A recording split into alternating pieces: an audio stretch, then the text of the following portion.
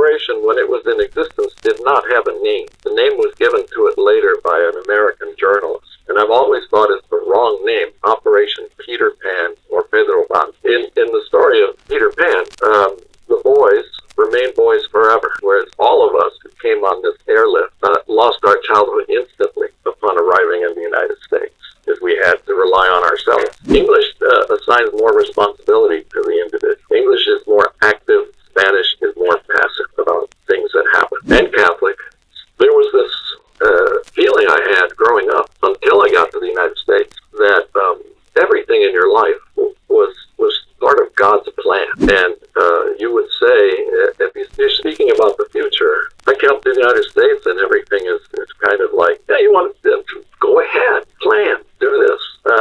There's none of this, God willing. Welcome to a new video as a part of my interview series for my channel A Contracorriente. Today I have the immense honor of interviewing a very special guest, and when I say special, I truly mean it. I will start by reading a brief biography, followed by a short introduction that will lead us into the questions. With his insights, I aim to shed more light on how language and religion can shape our worldview and consequently our prosperity.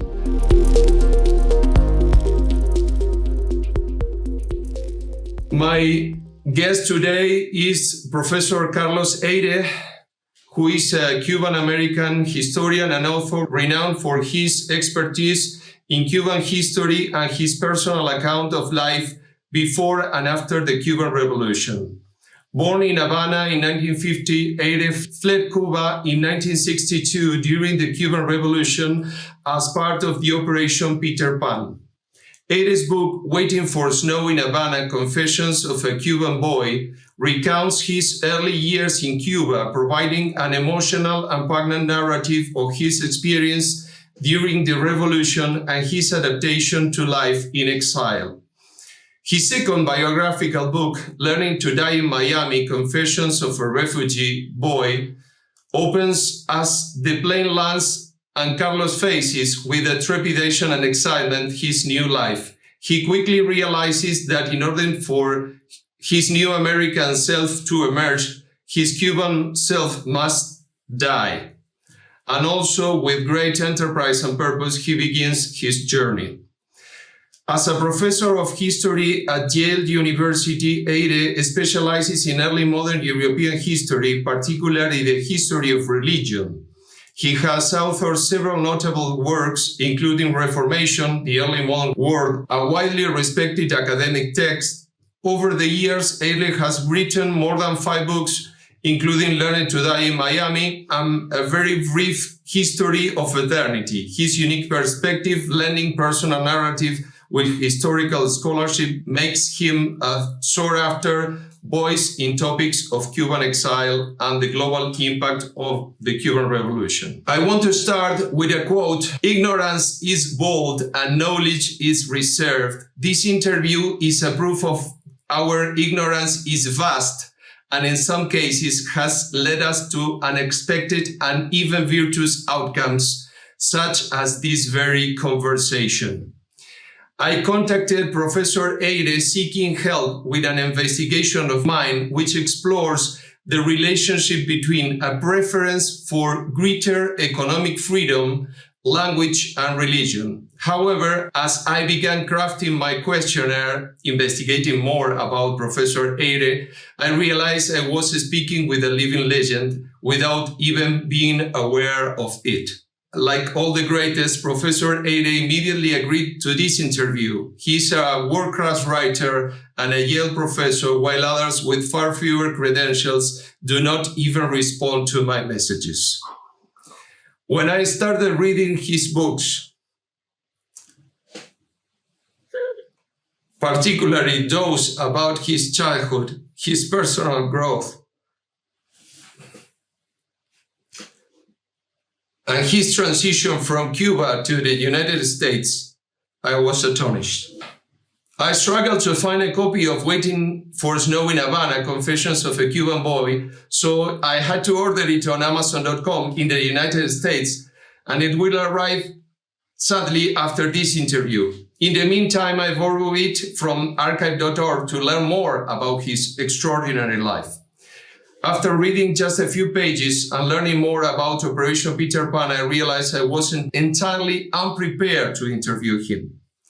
My initial reason for reaching out completely faded away, and as a freedom fighter myself, I knew I had to rethink the entire interview, focusing on his personal life as a living proof of how language, culture, and religion can completely change our mindset if you are open to them, or conversely, how you can lose opportunities if you close your mind to only what you already know. I must apologize to you for my profound ignorance, Professor, though for some reason I feel you have already forgiven me. No, yeah, there's no need to apologize and no need for forgiveness. I think part of the reason that you might have felt that you don't know enough about me is because I wrote those two memoirs, and most historians don't write about themselves until they're ready to die. Whereas I did it when I was only 50 years old. So there are two of me. One is the Cuba expert, and the other is the historian of late medieval and early modern European religion. So I am two people.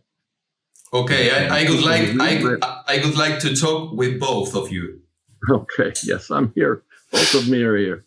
Okay, let's go with the questions then. The first one is related to the reason why I contacted you in the first time. I reference an article from El Nuevo Herald, the New Herald, in which the author Jose Acel wrote about your journey, one you share in your book, Learning to Die in Miami, Confessions of a Refugee Boy, which I am reading right now, of changing your mindset as you learn English. However, like in the movie, I'm convinced that we need to move backward to understand the roots of your history and better comprehend why you were in that position in the first place. So could you please start sharing with us what Operation Peter Pan was and its connection to the Catholic Church and the US government? Yes. The operation, when it was in existence, did not have a name. The name was given to it later by an American journalist. And I've always thought it's the wrong name, Operation Peter Pan or Pedro Pan. In the story of Peter Pan, the boys remain boys forever. That's the whole thing about the island that they're on, is that they don't age. Whereas all of us who came on this airlift lost our childhood instantly upon arriving in the United States, because we had to rely on ourselves instead of our parents. But here's the story. The story goes like this. Fidel Castro takes over in January 1959. The first few months, there are no big changes. But then, very quickly, from mid-1959 on, the changes start to happen very, very quickly.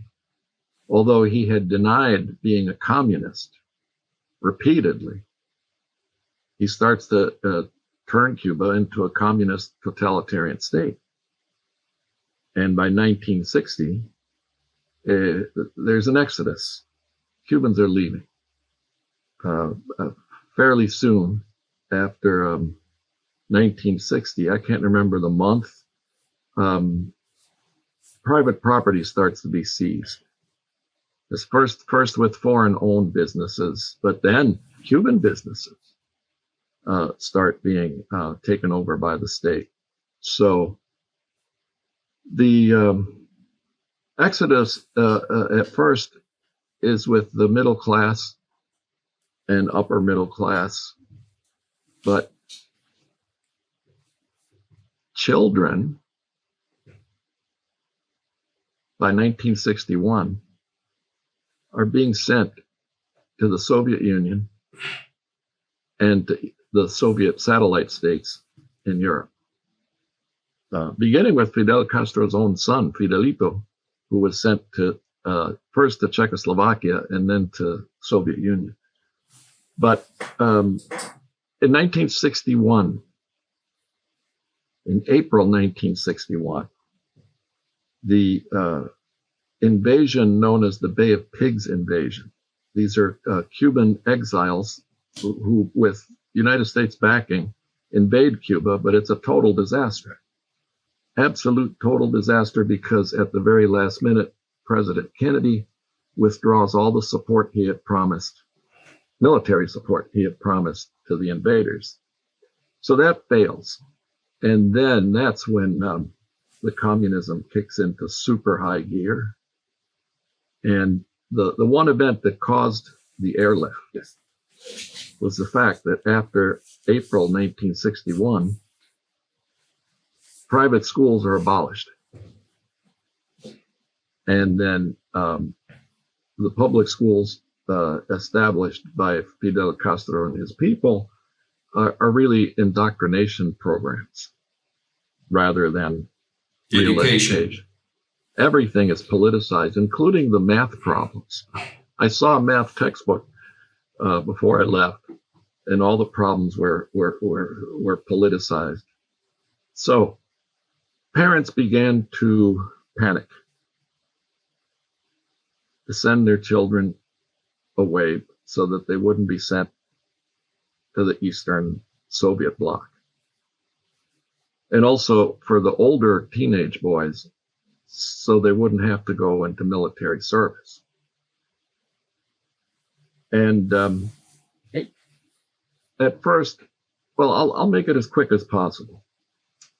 I have all the time in the world, sorry. Well, don't rush it, please. Began to be sent to the U.S. At first, if the parents could not leave. And here's the thinking the parents had. Two things. Kids are in danger. Let's get them out. The other is, we'll be reunited if things keep going the way they are. The parents say, we'll join them in the United States. But what most parents thought was that the Castro dictatorship would not last very long, and we would be coming back. Another item, it was somewhat difficult for adults to obtain visas to the United States. But what made this airlift special is that the U.S. State Department agreed to give children visa waivers. We didn't need visas. Our parents had to apply for exit permits for the children. But the United States gave permission to certain Cubans, a handful of Cubans, to create visa waivers for any child whose parents requested it. So by the time the airlift ended abruptly in October of 1962, no, it began on Christmas 1960. So let's say 1961, beginning of 61 to October of 1962. These Cubans who had this deal with the U.S. State Department handed out 80,000 visa waivers. Wow. And at that time, Cuba only had 6 million population. So it's a huge percentage of parents in Cuba who were ready to send their kids to the U.S. However, because the program was ended abruptly at the missile crisis of October of 1962, only, and I say this sarcastically, only 14,000 of us got to leave. If it had remained in place, this program, who knows, maybe 80,000 might have left. But the situation was this. There was an Irish priest. here in the United States who was in Miami. And he was involved in social services for the Catholic Church and began to notice that children were arriving without their parents. So he had friends, not just in Miami, but he had friends with connections to the U.S. State Department. And through the Archdiocese of Miami and its connections with the government, U.S. government, an arrangement was made for the Catholic Church to take care of these children as they arrived, children who had visa waivers. But it very quickly also became not just the Catholic Church, because Protestant children were also included, Jewish children were included, and Cuba had a fairly sizable Chinese population. Chinese children were also included. But about 80% of the children or more were Catholic. So yeah, we made up the bulk of this migration. And it was very well organized, this airlift, but it was chaotic because there were two planes a week that carried the children. But we were in the airplane with other people, with adults who were also fleeing, and actually families that were lucky enough to be able to leave together. We only made a fraction of the seats on the plane, on every plane. But as the children arrived twice a week, where would they go? Well, camps were set up. 2 camps. One for teenage boys and one for all the girls and boys who were not yet 13. And we would be picked up at the airport. They knew who was coming. They would receive advance notice. You know, these are the boys and girls coming today. And we'd be taken to the camps. But the camps were basically processing centers.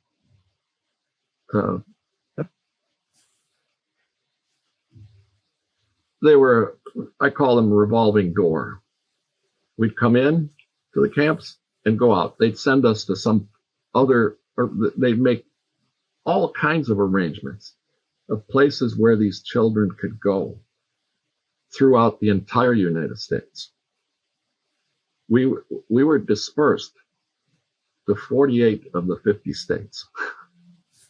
And we would be sent to, the preference was for foster families, American families who would take a child or 2 or several children. That was very rare. Orphanages, Catholics, for the girls, there were still in that time in the 1960s, a good number of Catholic schools run by nuns where the students lived there at the school with the nuns. So quite a few girls were sent to these schools and orphanages and families. And we waited, the children, we waited for our parents to come. Also waiting for the dictatorship to fall. To end, to fall, yeah. Right. So in my case, and my brother, I came with my brother who was 14, I was 11. So he went to one camp, I went to a different camp. And they found for us a foster home. 2 Jewish American families took us in. So I went to one home and my brother went to a different home, but in the same neighborhood in Miami. And of course, these families took us in thinking that we would only be with them a few weeks or a few months at most. And our mother, my father was not given permission to leave by the Cuban government. They did that routinely, especially with professional men who had professions. My father was a lawyer and a judge. They would not allow him to leave.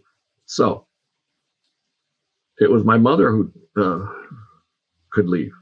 And she started making the arrangements, and she had an exit permit and a visa for November 7th, 1962.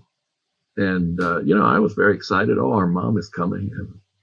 But I was also very happy with this family that took me in. They were wonderful people.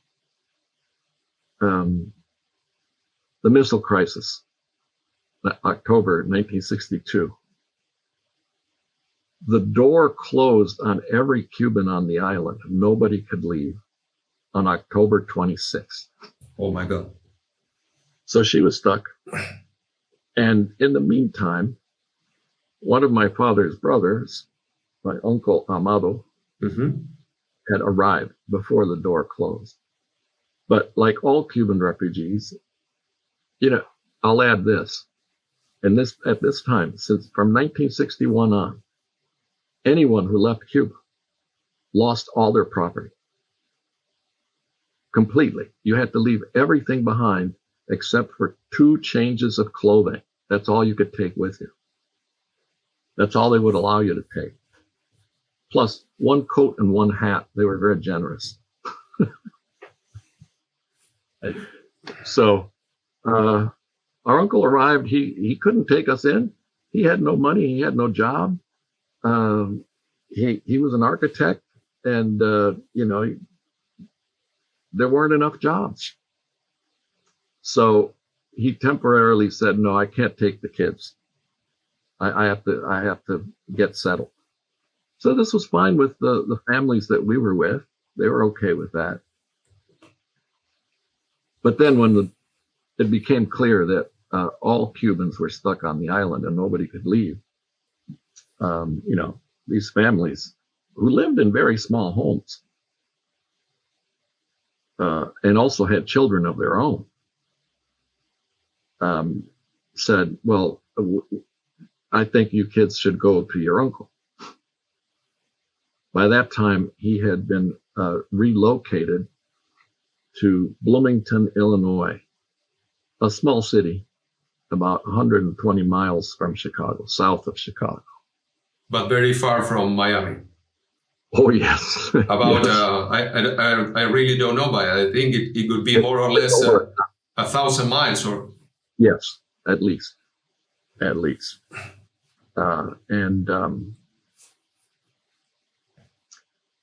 As an interim or temporary measure, they found another foster home for me and my brother. They being the people who ran this airlift and the welfare system in Miami. So we were placed in a house that was all Cuban children and a married couple who had no children of their own. But it was a horrible place. About half the children there had already been in trouble with the police and the law. And they were, the term used back then was juvenile delinquents. Mm-hmm. And they were gang members, and they were always doing bad stuff. It was a horrible place, absolutely horrible. But when I said it was a well-organized system of placing children, but it was chaotic, I was referring to what happened to my brother and me, which is they dropped us off in this home, the people in charge, and they forgot about us.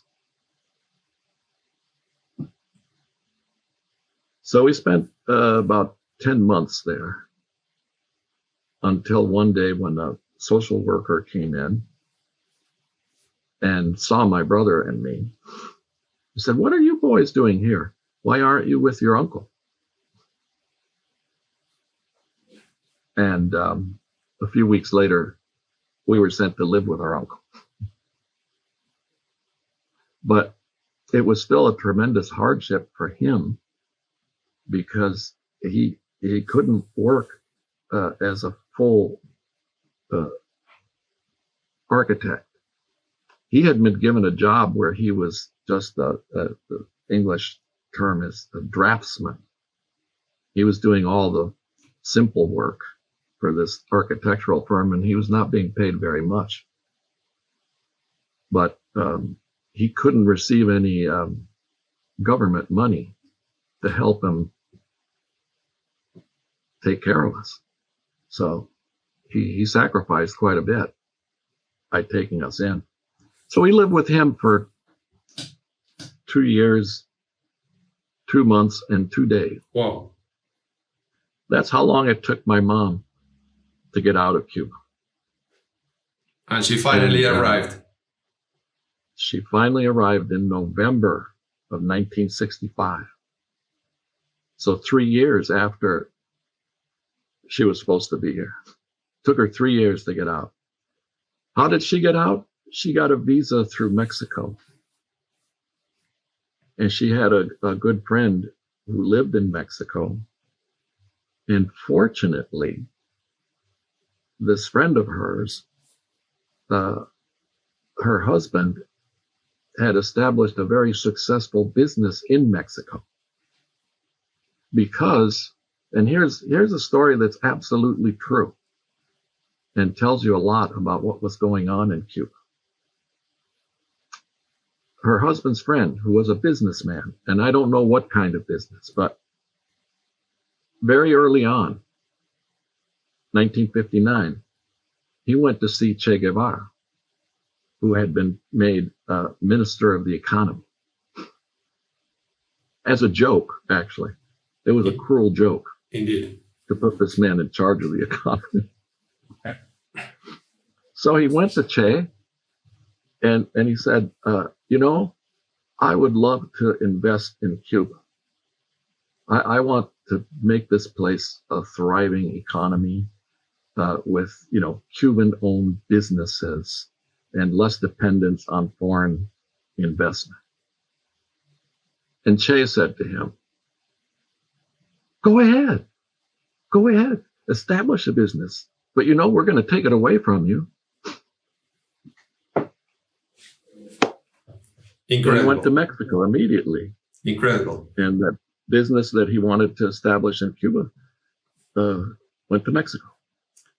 He was American, right? Or No, Mexican? He was Cuban. Okay. Yeah, no. Her friend in Mexico was her childhood friend. Okay. Who married this man. I forget his name. Mm-hmm. But yeah, Che was very brutal in every way. And one way that he was brutal too, he was brutally honest. Okay. He didn't like to hide the fact that he was a communist. Mm-hmm. And he didn't, with this man, he didn't hide the truth. Okay, which was, fair enough. Eventually, there aren't going to be any private businesses in Cuba. So, and he didn't lie. So our mom arrived, and then, again, I'll make it the story as brief as possible and skip over some details. She couldn't find a job in Chicago, which is where they sent her. Mm-hmm. So my brother and I, who were still in high school, my brother was about to turn 18. I was about to turn 15, because both our birthdays are in November. Mm-hmm. And my mom was told that she could not receive any public aid, any assistance from the government. And my brother and I had to work full-time jobs and leave school. So that's what we did. My brother actually left school, worked a full-time job during the day in a printing business. And I went to school during the day and worked full-time at night at a hotel as a dishwasher. And it took our mom about a year and a half to actually find a job. So my brother and I were actually the breadwinners. We were supporting our mom. But she had no English at all. And she was also physically handicapped because she had had polio as an infant. And one of her legs was useless. So that's why she had a hard time finding a job. But she finally found a job in a factory. And this is also funny. It's true. But this is how it worked for Cuban exiles. One Cuban in Chicago got a job at this factory, which made photocopy machines. And before long, that Cuban got other Cubans jobs at the factory. And by the time my mom was employed, about half of the workers at this factory were Cubans. And you might enjoy this little detail. Why did so many Cubans end up in this factory? Because the man who ran the factory was a German who had spent time in Argentina. Oh. And spoke perfect Spanish. So there it is. That's the way that refugees usually end up, somewhere clustered in high numbers. In this case, it's because the man who gave all the orders to the workers could talk to them in Spanish. So it was tough. It was hard. We were very poor for a long time. But we were together. At last. At last, yeah. But my father never got to leave. He wanted to or not? Pardon? He wanted to or not? Well, I will never know the full story because communication was very poor. You could only talk on the phone for 3 minutes. That's it. They'd give you 3 minutes. And with someone listening on the Cuban end. So we never could ask these questions. And then we wrote a lot to each other. I wrote to my father every week. He wrote back. But when I received his letters were all glued together to the envelope, which they wanted to make it very clear. We have opened this letter. We have read this letter. And here it is. Getting the letter out of the envelope sometimes was like surgery. I had to cut very carefully. So we couldn't be honest with each other about political things or what was actually happening to him. Right. So you never could understand completely what happened to him. No. And he developed heart disease in the late 60s. But he didn't get permission to leave until the mid-1970s. Probably because he was so ill. They said, fine, you go. But he died before he could leave. We were making arrangements for him to come here, and he was making arrangements there, but he died of a heart attack. So I will never know what life was like for him. But I did have one glimpse when I published Waiting for Snow in Havana. Of course, people started writing to me, and this woman wrote to me, Cuban woman in the United States, sent me an email and said, oh, I'd realized reading your book that I knew your father. And your father saved my life because I was given a 10-year prison sentence for selling my ration of meat to someone else.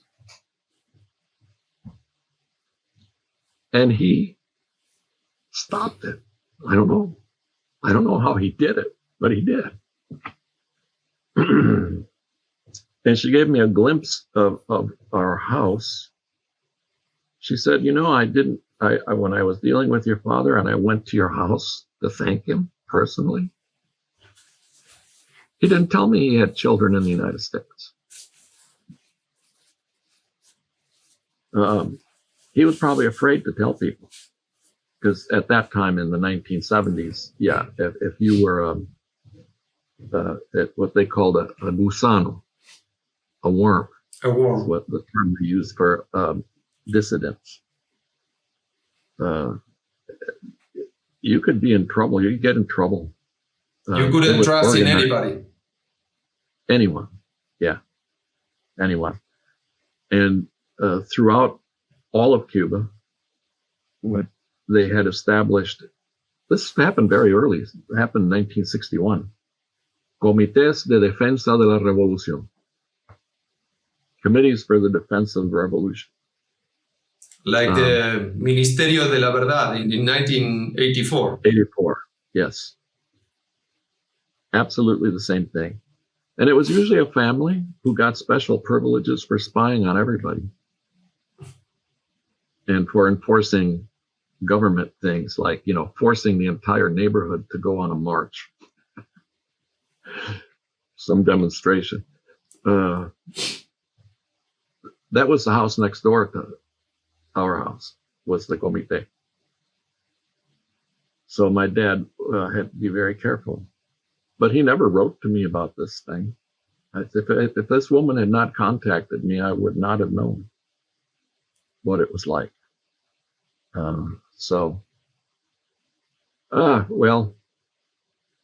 Eventually,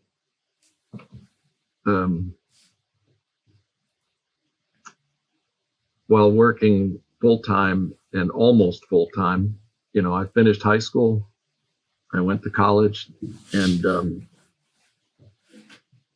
I decided the profession I have now as professor, studying the subject I'm studying, I decided I wanted to do that when I was 15.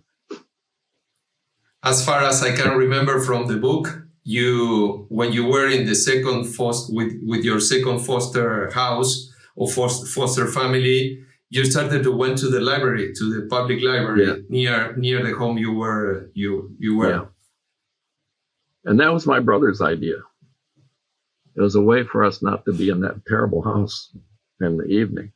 And the library was open till I think 8 o'clock or at night or something. And very late. We would walk over there, and that's when I started getting very interested in history. And my interest in religion came later, when I was 15. So I picked a very impractical profession for a refugee. and my mother told me this story towards the end of her life, shortly before she died. She said, when you went off to get your doctorate at Yale, all my friends gathered at my house. They came to tell me that I couldn't allow you to do something so stupid. Why? There's no money. He's going to be poor. What's he going to do teaching religion? He's not going to be a priest. I mean, they knew this. That I had a girlfriend. They knew I was not going to be a priest. So, no, you can't let him do that. He should pick a more practical profession. Profitable profession. She said, no, that's what he wants to do. So, God bless her. So I came to Yale to do my doctoral work, and the rest, as they say, is history, literally. I'd like to know more about your journey, especially related to how your mindset evolved from collectivism to individualism, and provide some examples of how how language influenced this change. I mean, in your book, you give some examples of how expressions have a completely different meaning in Spanish and in English. So I'd like to know more about that, please. Yes. Yeah. Well, I had to learn. I had English lessons in Cuba. So when I came to the United States, I could make simple sentences. My first sentence spoken in English was at the airport because my brother was not very good at English in Cuba. So I had to say to someone, "He is my brother." He is my brother. So living with this American family, I had to learn English very quickly. And when you're a child, it's so easy.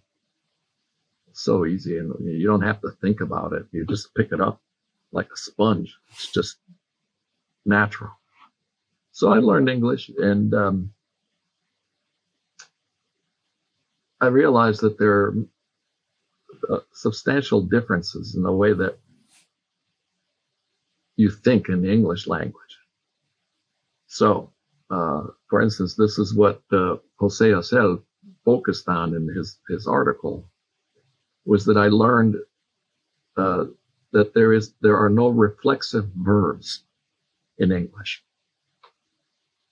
In Spanish, okay, so in English you say you're walking along the street and you're carrying a book and the book falls from your hands.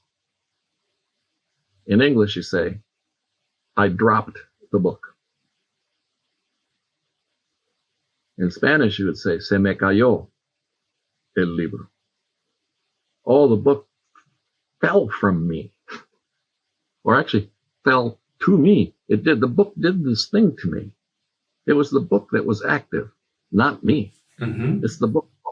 Not you as a responsible for the action. That's right.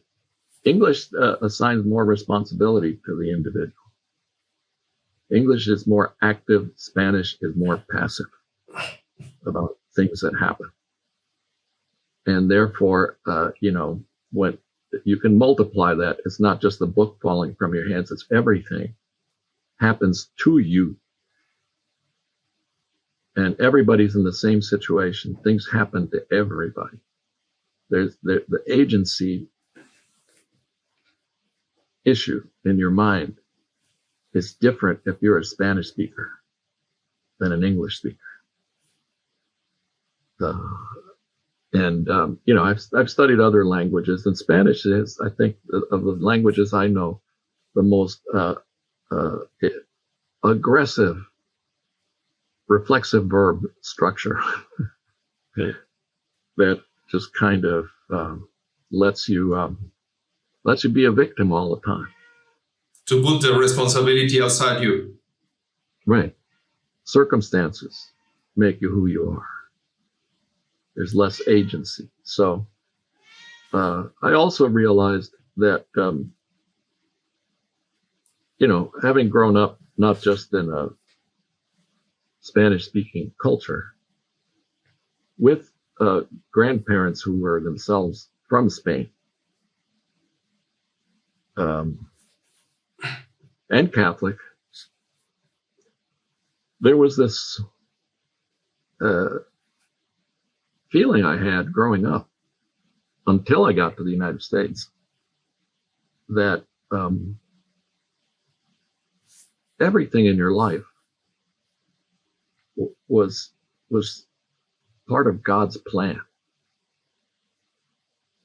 And you would say, if you're speaking about the future, you had, si Dios quiere, God willing, God wants it.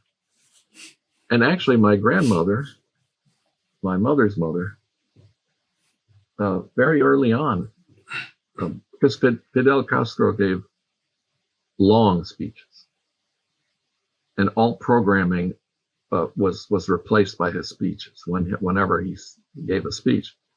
My grandmother heard his speeches, and very early on she said, "Este tipo no es bueno.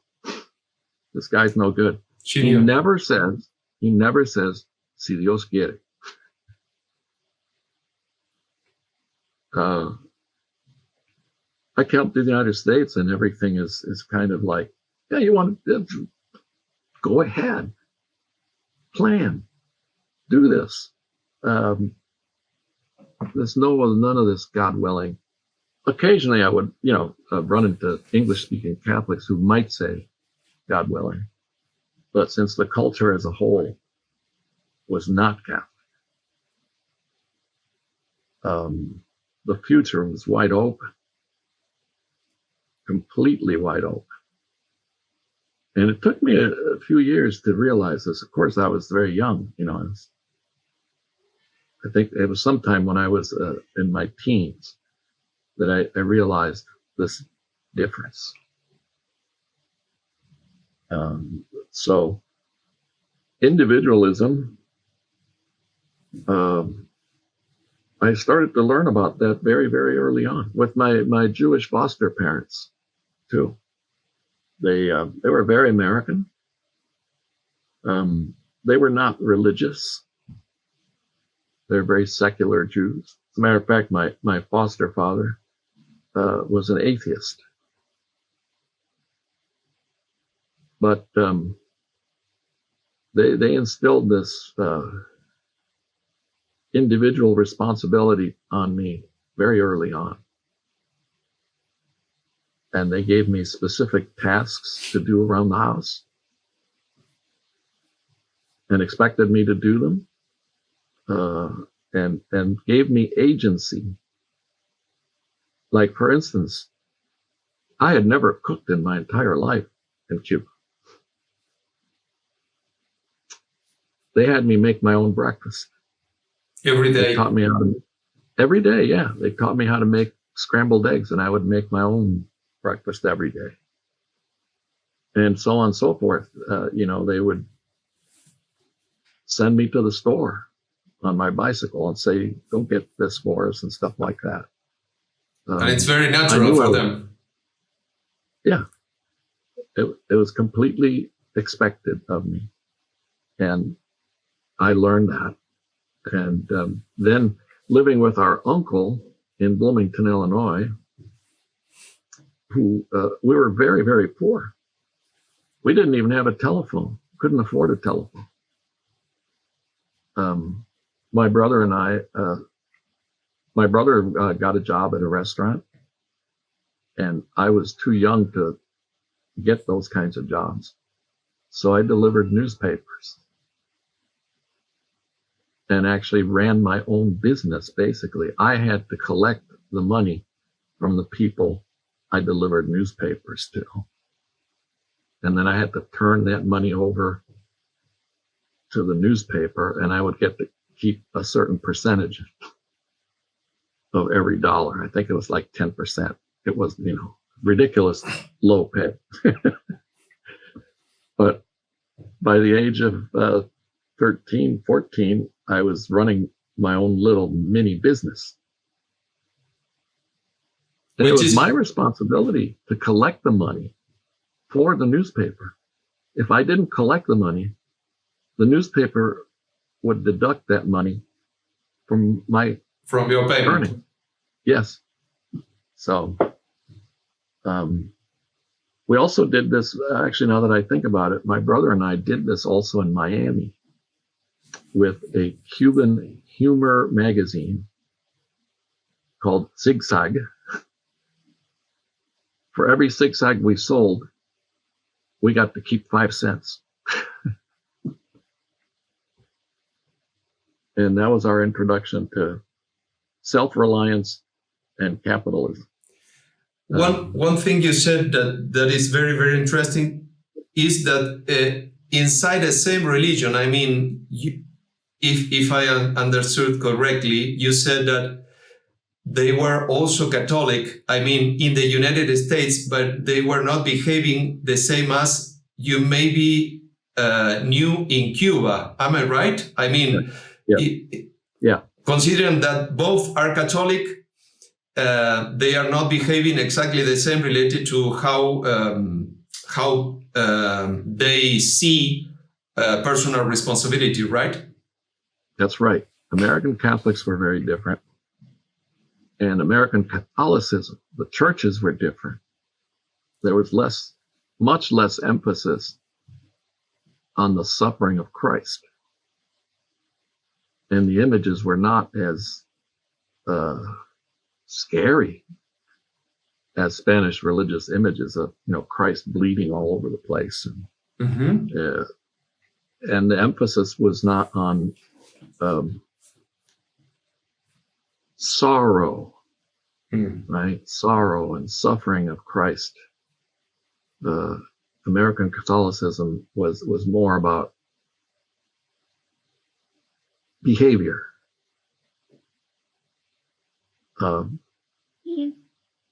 Doing things the right way. That was true in Cuba also, but there was this overlaying thing about the suffering of Christ that is missing from American Catholicism. And the guilt, and also the guilt. And the guilt, yeah. Well, American Catholics can have a guilt culture, but it's more benign than the Spanish guilt culture. So it was, if I noticed it immediately. Hey, this is not the same kind of Catholicism. So, and there was another thing too about American families. Family life, didn't matter what religion you were. The children are taught very early on, when you get to be a certain age, you're going to be leaving home. And you go and make your own life. That in Spanish cultures, children stay at home much longer. And the family, leaving the family. I know in Cuban culture, when you leave the family, that's not a good thing. So it's ironic, all these parents sent their children to the U.S.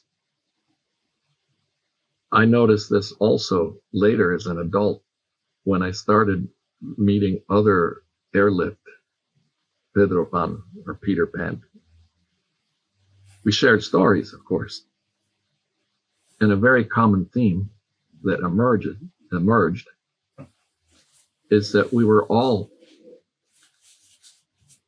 more traumatized by reuniting with our parents than we were alone by leaving our parents. That reunion was just devastating for most of us. Because now there was a clash of cultures.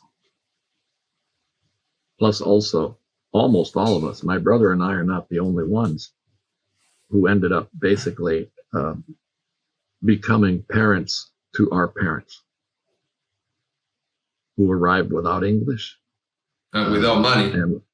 And without money. Zero. Right. So I was told this story by Mel Martinez, another Pedro Pan kid, who ended up becoming a U.S. senator. Mel Martinez told me this story, and to me it's just so typical. And everybody has similar stories. One day he was leaving the house to go to school. His parents had already arrived, and he was living with his parents. And when he came out, he saw his father crawling under his car. And he asked, "What are you doing? What are you doing? ¿Qué estás haciendo?" He was looking for a 10-cent coin that had fallen out of his pocket, because that was money for buying lunch at work. 10 cents. 10 cents. And my uncle was the same way.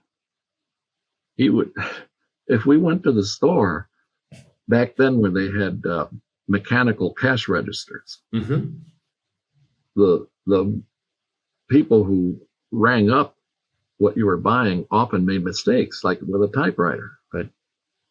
There was no scanning.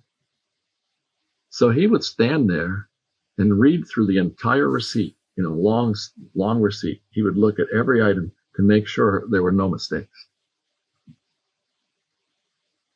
And of course, as a 13-year-old, that always embarrassed me tremendously. I didn't understand. I just didn't understand. I had no way of understanding. Our parents, when they got here, I'm sure, were also traumatized by finding these very American children. Right. For just sure. Didn't share the same values at all. About everything was different. And the older ones, like my brother, they of course had more responsibility than we younger ones. And it was harder for them, I think. So it was much harder for my brother than it was for me.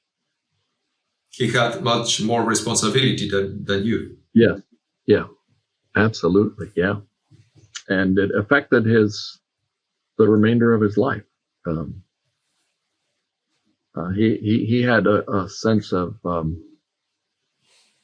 resentment, the unfairness of it all. With your parents, or with Cuba, Yeah. or with all? All of it. All of it. All of it, yes. And my brother, much more than me, focused on what had been lost and what could have been his. I didn't care, honestly. It's probably because I was younger. And you learned to die before, I think. Yeah. So my brother had also, I think, absorbed more of that Spanish Catholic culture, in the sense of things happening to him rather than him being an agent, having agency. I wouldn't like to extend more than you can. I'm not sure if I can ask you a couple of more questions. Sure. Yes. Yeah. Okay. I have a question related to the religion, especially. Max Weber argued that the Protestantism, particularly Calvinism, play a key role in the development of capitalism by emphasizing individual responsibility. It's related to what you said just a few moments ago. Hard work and the pursuit of economic success as a sign of divine favor.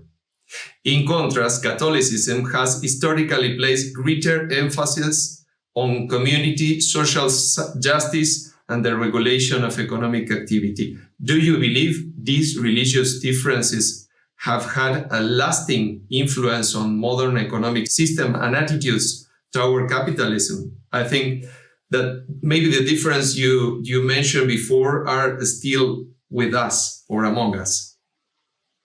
Oh, I think so, definitely. And, Weber's thesis about capitalism is over 100 years old. Mm-hmm. Very few theses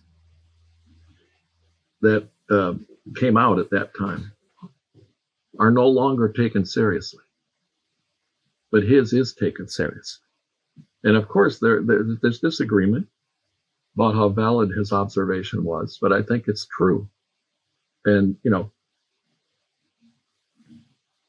my first area of specialization as a historian was Calvin and Calvinism. So I can speak about Weber with some claim. I can make the claim, I know Calvin. I know my Calvin. I know Calvinists. And yes, there's something correct about Weber. The thing is, he linked it to predestination. He linked this Protestant ethic and capitalism through the doctrine of predestination, so that Calvinists would look on their success as a divine reward, a sign that they were, in fact, God's elect. Yes, success breeds success. And if the success comes from God himself, right, it's not like the Spanish, si Dios quiere. Right. Even though predestination is the ultimate, si Dios quiere. It's God who picks Winners and losers. Yes.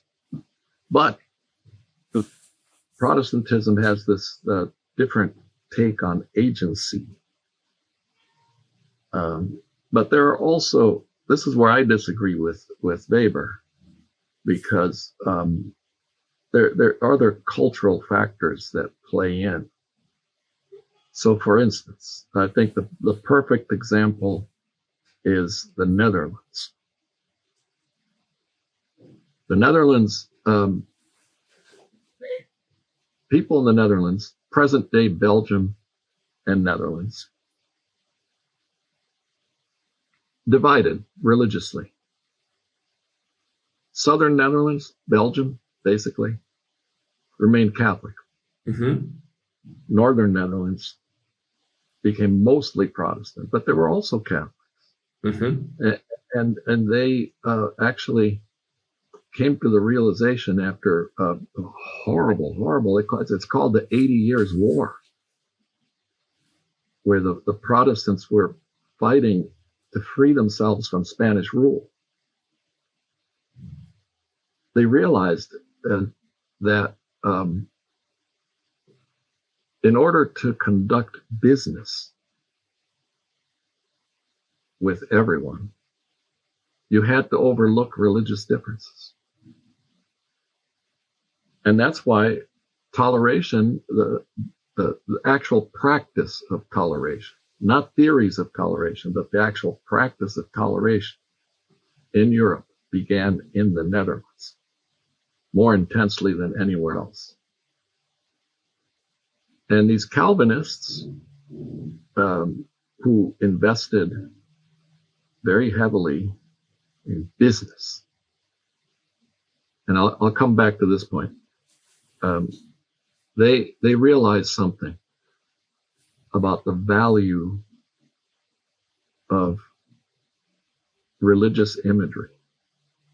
And I think this is very revealing of the Dutch Calvinist ethic, is that at the beginning of the 80 Years' War, the rebellion against Spain, these Calvinists would destroy religious images. And there was widespread destruction of images. Thousands of images were destroyed because their religion, their Christianity, did not allow for religious imagery. But very quickly, after the first wave of destruction, these Calvinists realized that they were actually tossing away money by destroying these images, which were very valuable. So instead of destroying images, they would take them down and sell them to Catholics. Because those Catholics, in their mind, were going to hell anyway. So, they like images. We'll sell them to them. So they profited from their opposition to religious imagery. And actually, it's a good thing. A lot of beautiful art was saved this way. But if you look at paintings of 17th century Calvinist churches, they don't have any images. They're still using the same churches, but they took all the images down. Where did those images go? Catholics had to pay for them. So Weber is right. The so-called work ethic It's also reflected in Calvin himself, Calvin the man. John Calvin, when he was dying, he was dictating letters from bed, and he died from a combination of multiple diseases. He was in horrible pain, yet he was dictating letters. And his closest associate, Theodore Beza, at one point says to him, please take it easy. You know, you're gonna just stop dictating these letters. And Calvin's response was, what? Would you have God find me idle? Would you have God find me like relaxing? No. Relaxing is not a good thing. But see there, I said I would come back to one point. Religion and culture manifest themselves in the following way. There's a difference between Catholics and Protestants, not just Dutch, all Protestants. Mm-hmm. And many people, even economists, don't realize this. Catholic belief in purgatory had a tremendous economic dimension because Protestants abolished purgatory, which meant the living can't do anything for the dead. Right? The dead are dead. Dead, the English phrase, dead and gone. Literally. They're dead or gone and there's nothing you can do for them. Catholics spent a lot of money, invested money in their dead through masses. And one of my books, 1/3 of my book was dedicated entirely to this subject. What I did is I analyzed last wills and testaments from Madrid from like 1520s to 1599. And I read thousands of last wills and testaments. It was a law. There was a law in Spain at the time that anyone who wrote a will had to leave at least minimum 10% of their estate to masses for the dead. And most people requested much more than that. And I added up how much, it's the first time I ever did charts and graphs and mathematical calculations and so on. What I discovered was that there was an inflation in mass requests in 16th century Spain. And the amount of money being spent on the dead was astonishing. And just by coincidence, another historian who is my age, more or less, was doing the same thing in Cuenca, which is south of Madrid. Mm-hmm. She did the same calculations. Our research matched up identically. That this was also going on in Cuenca. So if it's going on in Madrid and it's going on in Cuenca, it's probably going on everywhere else. But what she discovered that I couldn't discover because in Madrid, all parish records were destroyed during the Civil War in the 1930s. But in Cuenca, they were not. So she was able to figure out that by the early 1600s, the church in Cuenca owned 50 to 60% of the real estate. Wow. Because masses were paid for usually by gifts of land to the church or rents, turning over rents to the church. So I took all this information and I went to talk to an economist. I was at Princeton that year, mm-hmm. at the Institute for Advanced Study. And there was an economist there, Albert Hirschman, who, by the way, also spoke Spanish because he spent time, he's a Jewish Holocaust survivor. He fled the Nazis and went to Argentina. So Albert Hirschman sees my charts and graphs and all this stuff, and he says, I was asking him about inflation and why it was that when bread cost more, a mass cost more. And also why when you need more reales to purchase bread, you also need more masses for your dead. He said, that's simple. Inflation is inflation. Everything is affected. So it's a mindset that also everything has to cost more. And he said to me, that's not the interesting thing that you have discovered. That's very easy to explain. Mm-hmm. The real interesting question here is,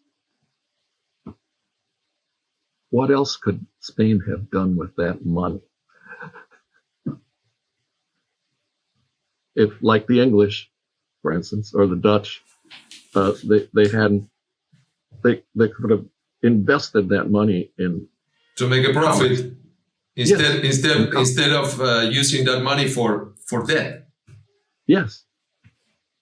That could be a cost of opportunity. Yes. And also, there was something else that happened in Spain at this time that I think might interest you, which is the change that took place among Protestants in poor relief. How do you help the poor? Protestants and Catholics at this time took a very different approach to the poor. And in a way, it addresses this issue of collectivism versus individualism. Mm-hmm.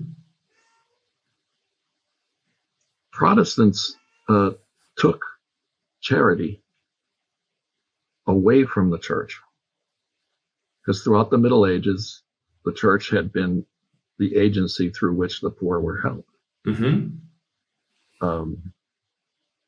And gave it to the government.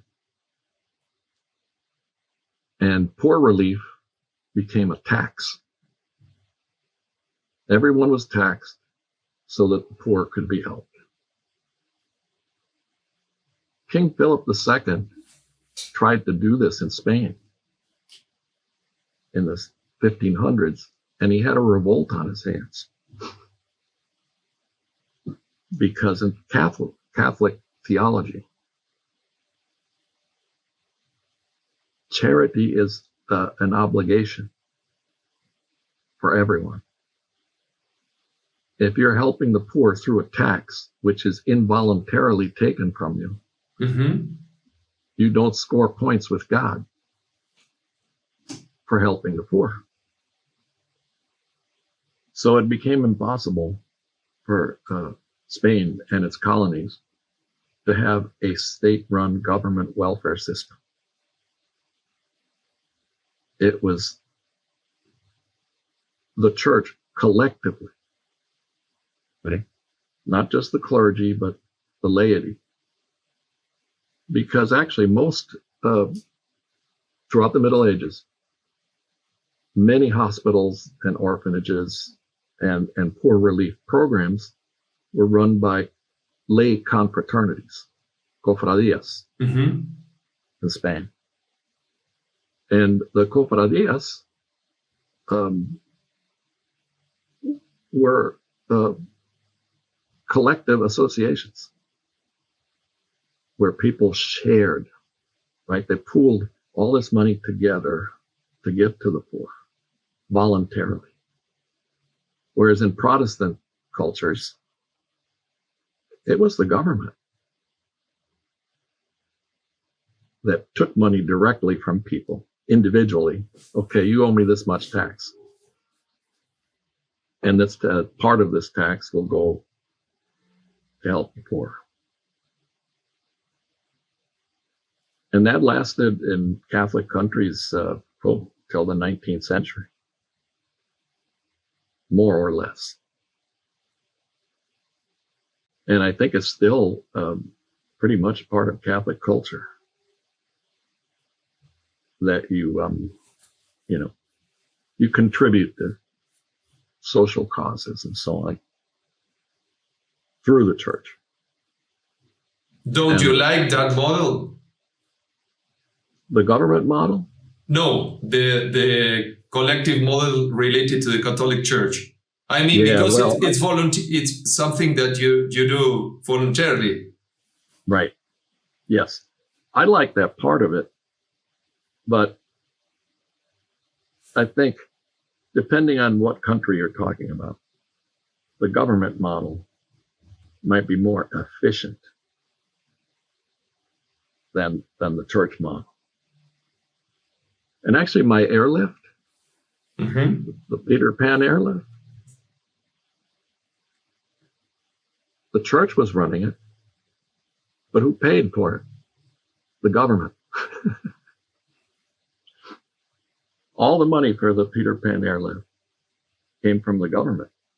Sure, the church, they set up the camps, they arranged for the kids to be resettled and everything. But the people who worked for the airlift were not being paid by the church, they were being paid by the government.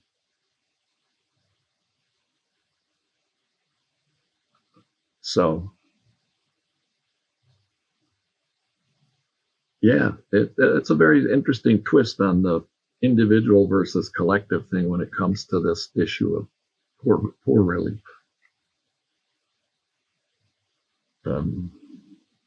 Yeah, it was the confraternities in Spain that led the rebellion against King Philip II.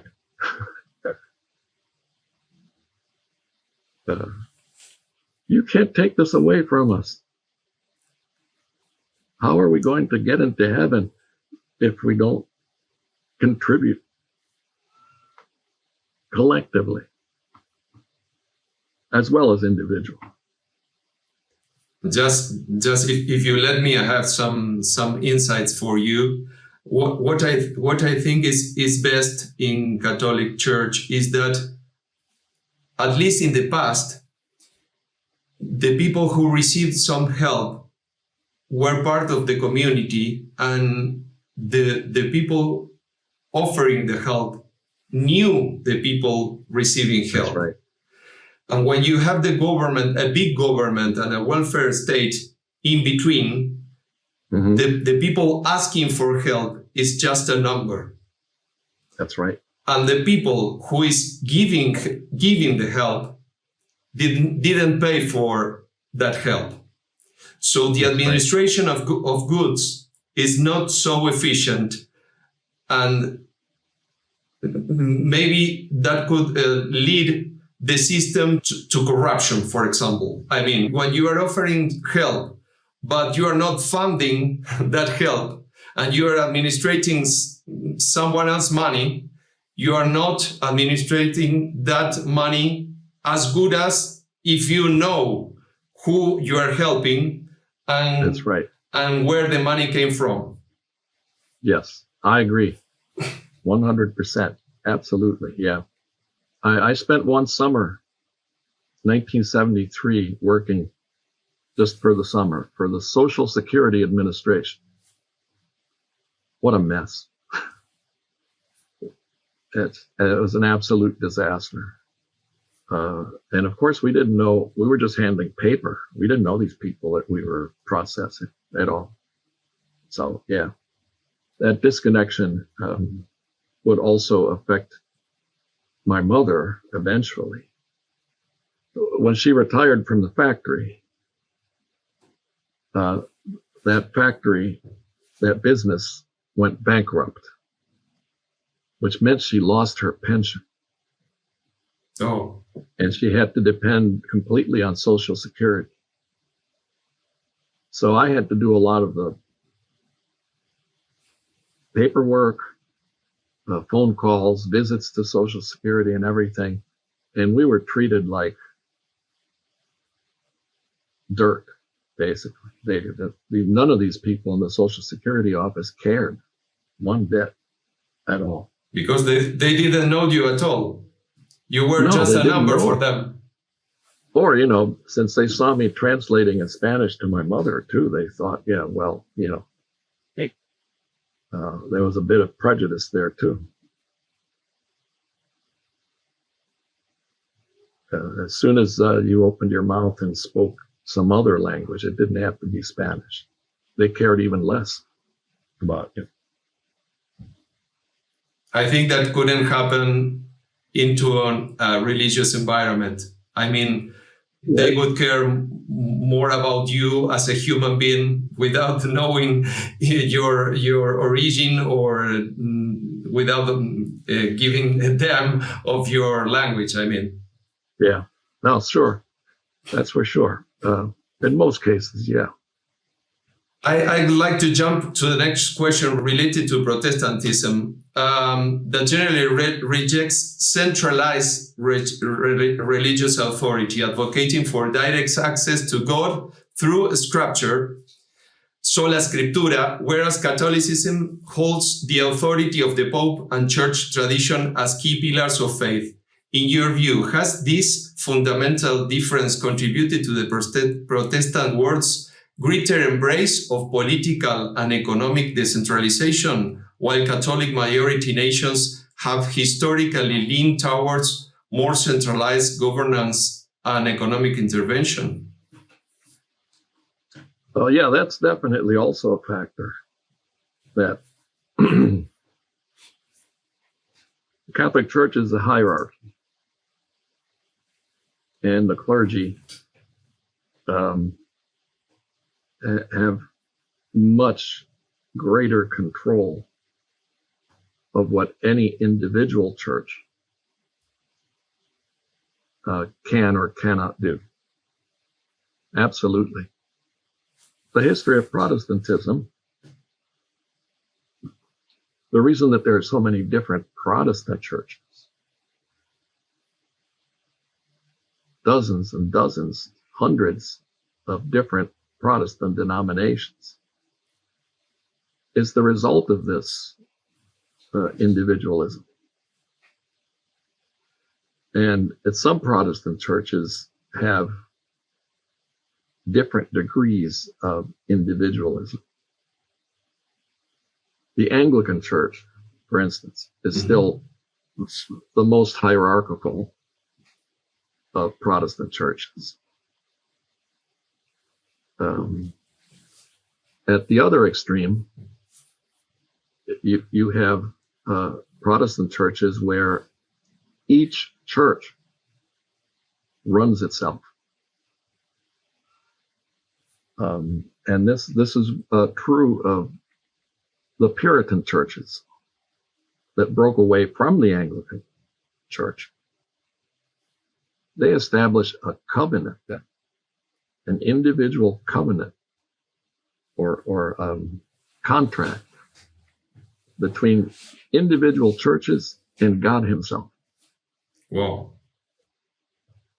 And I got to see this a few years ago when a friend of mine was ordained as a congregational minister here in Connecticut. Mm-hmm. The ceremony, they kept repeating that this congregation was entering into a contract directly with God. And they kept mentioning the name of the church, this individual church, which happened to be Old Stone Church. That's the name. Because it is an Old Stone Church, one of the few around here. It was a direct contract there. No other churches, just this particular church. Whereas the Catholic Church, well, you need the hierarchy for everything. And the results of this are immense, can be immense. If you enter into a disagreement with other members of your own church, you just start your own church.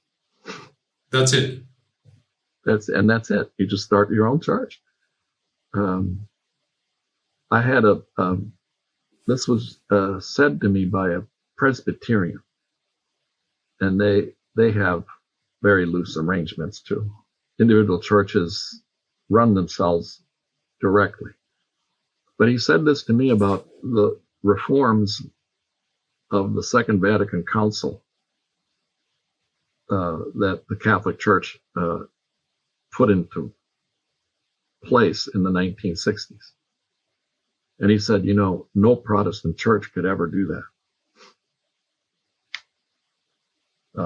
If you want change, you just can't say to every church, you're going to change the way you worship.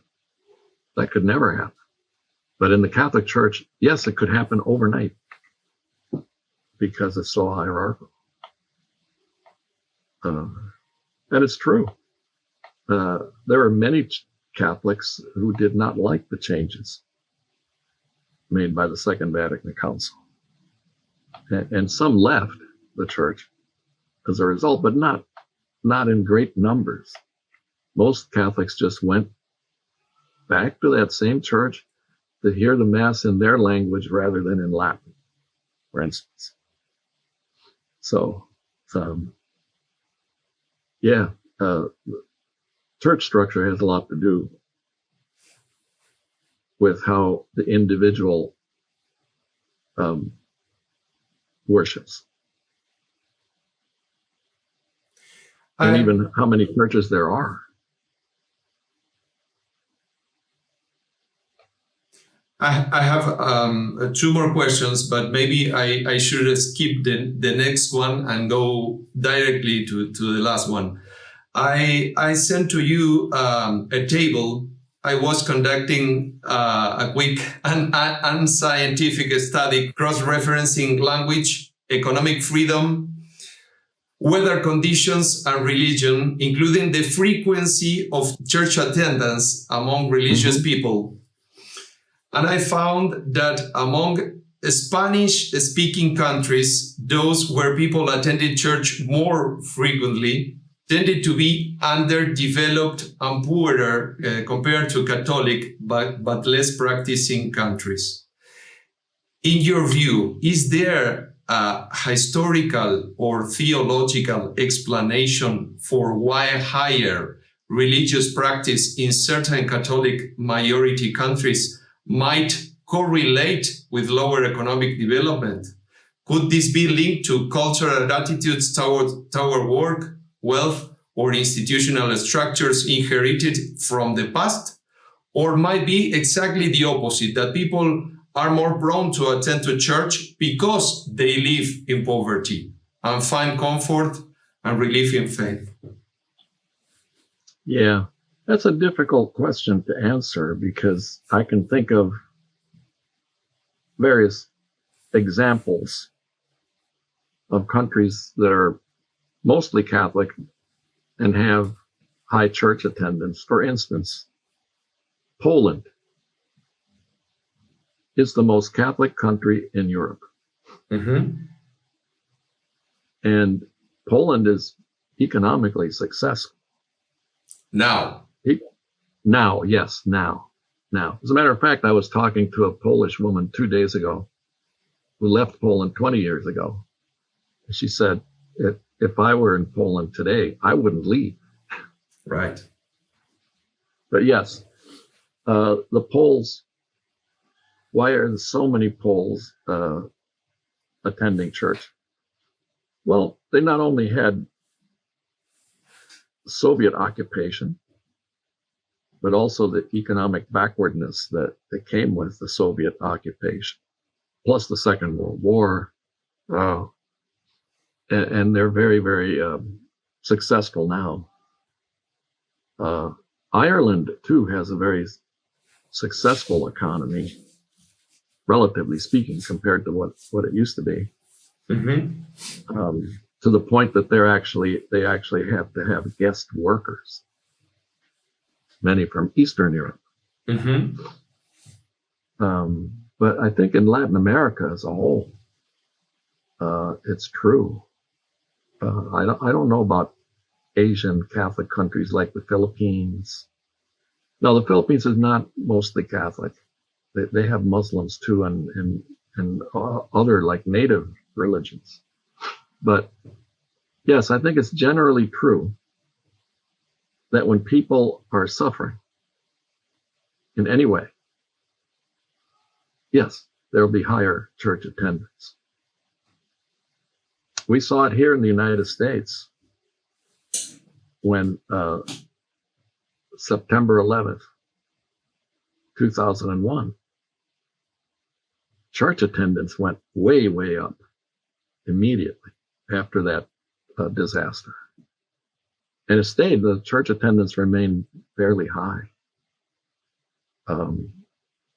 Poverty can do that, drive people to church, especially if church is a place where the poor are helped too.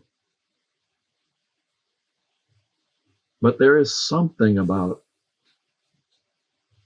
non-Catholic Christianity, or just Western secularism, that emphasizes the individual. And there's no better proof of that than the what we have seen in the past decade happen throughout Europe and North America and also other places, which is the idea that the individual decides what is true, not just for themselves, but for the world.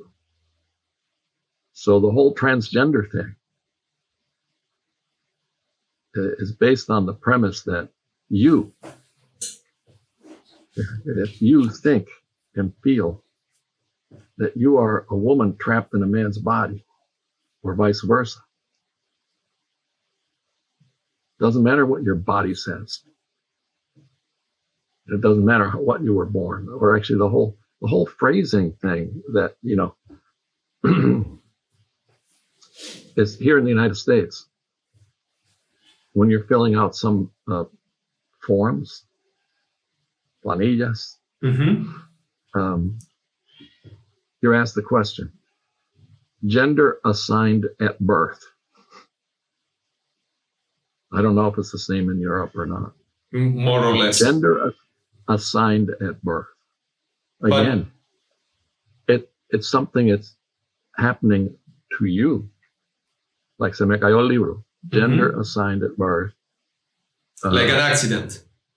Yes, it's an accident. But sorry for interrupting, but would you link that to the individualism or the lack of faith and the complete destruction of our roots in terms of our values, our family as the main pillar for our society? Yeah, no, I think there are multiple factors working together. And I take this approach to all of history, which is that events, the causality factor for events, the causality is usually very much like one of those very thick cables used in suspension bridges, where you have individual strands that are twisted on each other and then strands that are twisted on each other and so on. Causality can be that complicated. But it's definitely true that, in a totally godless society, yes, the individual is king. And actually, Voltaire in the 18th century, there's a quote attributed to him. He actually did say it, but it's usually misunderstood. And Voltaire said, if God did not exist, we would have to invent him. And he explained himself what that meant. He said, if you want society to function, you can't have rampant individualism. And you need to have not so much a God as a fear of eternal punishment. Like a moral compass. Yes. To force people to behave. And he said something, I don't remember the exact phrasing, but it's, there isn't a single government official who hasn't felt the necessity of invoking God to rule people. So yeah, rampant individualism is just, anarchy in a way.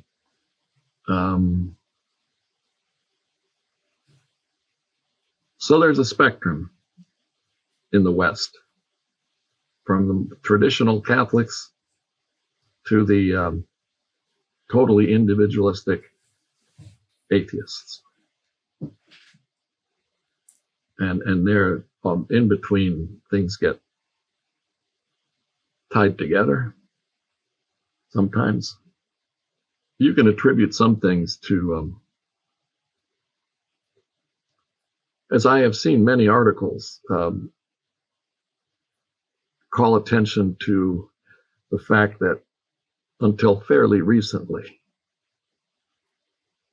all of this psychological individualism of you being who you decide you are, many of these behaviors were actually found in psychiatric literature as diagnosed illnesses.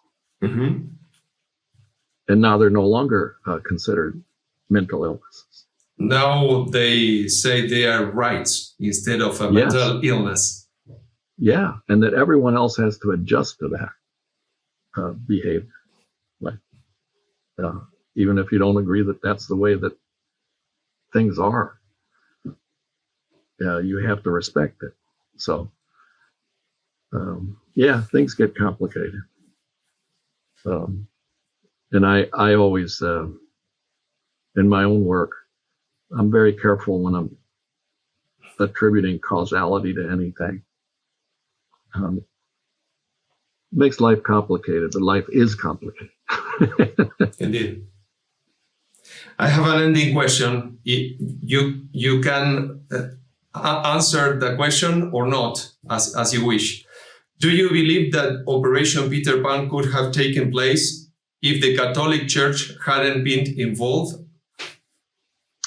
It might have, but it's hard to say because the prime mover, talk about causality, prime mover was Monsignor Walsh, this Irish Catholic priest who took charge and set it all up. But the Catholic Church itself could not have done it without the government. It's just a case of government money funding a program that was run by the Catholic Church, and other churches too were involved because of what I mentioned before. Not all children were Catholic. And Monsignor Walsh, his connections to people in the government made it possible. And there was another, if you put all the factors together, one of the key players was an American school in Havana that, of course, was closed down by the government like all others, Ruston Academy, where the teaching was, half in English and half in Spanish. And there were American children whose parents were living in Cuba, and there were Cuban children who went to Ruston Academy. It was the headmaster of Ruston Academy who helped Father Walsh with his government connections. And it was also a teacher at Ruston Academy who incredibly had worked on the Kindertransport program in England. She was English during the Second World War. The airlift that rescued Jewish children from the Nazis. She knew how to run such a program. So you put all these pieces together, and then individuals who actually gave out the visa waivers in Cuba. This is very interesting. They were based in one house in Havana, which was directly across the street from basically the Ministry of Correctness, the G2, El G2, the political police. They were directly across the street. And the house was a house that belonged to a former president of Cuba. Forget his first name, Grau San Martin. And it was his sister who ran the thing, Olita Grau, and a few other individuals who, when the door to emigration was closed in October of 1962, were all arrested and spent decades in prison for what they had done, when in fact that G2 police across the street knew exactly what was happening. Because to get that visa waiver, and it was mothers who did this, usually, mothers who would go to that house to get the visa waiver. And they would, some of them would come from the eastern end of the island, which is 600 miles. Cuba is very long and narrow. Anyway, I had the chance here at Yale. We had a speaker once, almost 20 years ago, a Cuban who had been a close associate of Fidel Castro, but was later purged. And when he came here to Yale, his lecture was basically arguing that he had been purged because he was a good communist. And Fidel and Che were bad communists. So they purged him. But I got to sit next to him at dinner. His name was Carlos Franqui. And I, after having had a glass of wine, my tongue was loosened. So I had to ask him, you know, hey, Tocayo, when we have the same name, tell me, you guys knew what was going on in that house, at the Grau house. You knew what was going on. You knew the kids were being sent to the U.S., you know, alone, and that you guys, you knew that you were not allowing some of their parents to leave. Why did you do this? His answer just made my blood run cold, which was, anything that would destroy the bourgeois family was wonderful for us. And he said that with a smile on his face. So, well, the guy was a first-class hypocrite who lived in exile, claiming he was the good communist, right, but still believed that breaking up families was a wonderful thing.